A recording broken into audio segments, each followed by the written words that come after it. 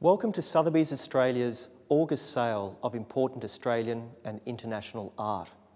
Once again, we are honoured to be entrusted by wonderful works by Australia's most significant painters from the colonial, modern and contemporary periods.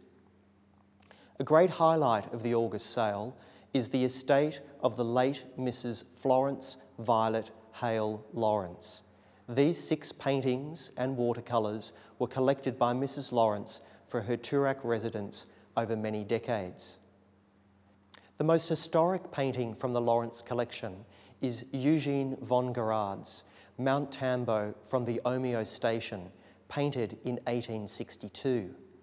This important rediscovery was particularly exciting as it has been lost to scholars for almost 30 years.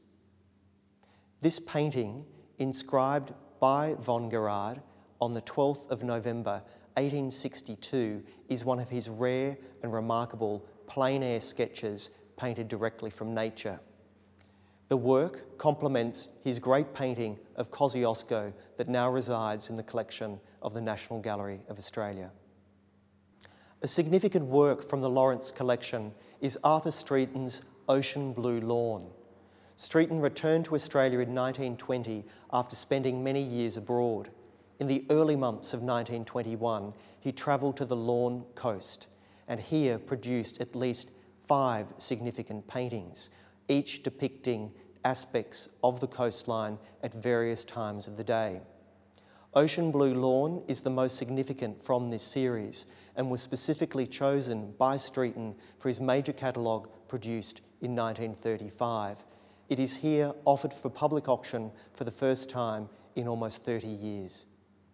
Russell Drysdale's Country Girl is of special interest to art historians because of its likely relationship to the artist's long planned but never completed country funeral picture, Burial at Bungawanna, and because of its provenance, which includes a period with the distinguished Holmes à Court collection. But of course, the picture's significance is much broader, much more general.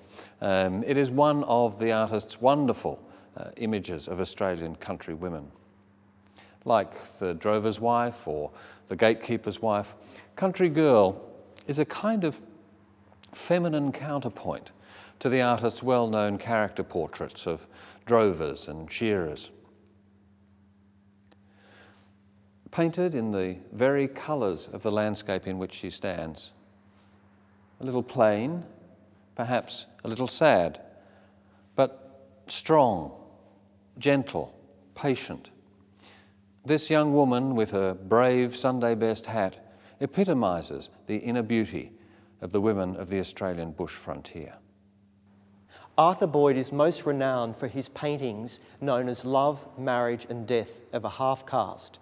The series, more commonly referred to as the Bride Paintings, was first exhibited in Melbourne at Australian Galleries in 1958.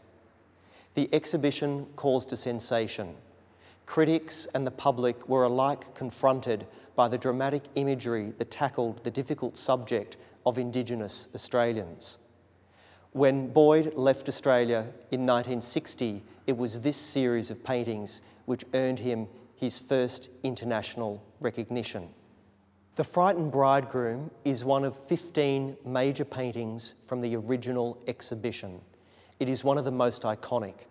It was purchased on the opening night of the exhibition in 1958 by Mr. Bruce Wenzel, an avid supporter of contemporary Australian art and an ardent collector of paintings by Arthur Boyd.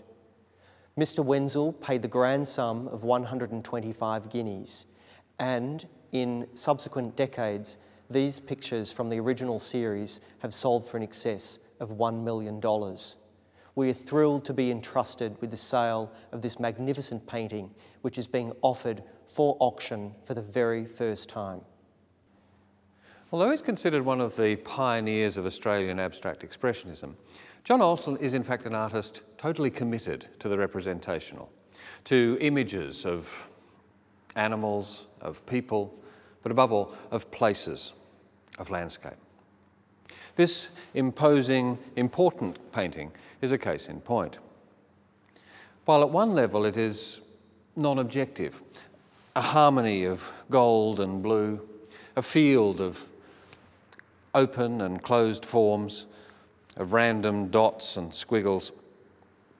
It is also a masterly representation of place, of the Australian countryside burnt and shrivelled by heat and by drought into this kind of stretched animal skin fringed with desiccated foliage. And here, right in the centre, like the hole in the side of Christ in a Spanish crucifixion, is the literal wound of the piercing Australian heat. Painted in the year of his second Wynne Prize and completed in time for his landmark 1986 survey exhibition, Landscape Wounded by Summer is a superb example of John Olsen's unique hybrid pictorial language. It is with particular poignancy that we offer the remaining 6 works from the estate of the late Mari Funaki. Mari was a close friend and colleague and a great practitioner who promoted and exhibited Australian and international art at her Gallery Funaki in Melbourne. Mari created extraordinary sculptures or objects.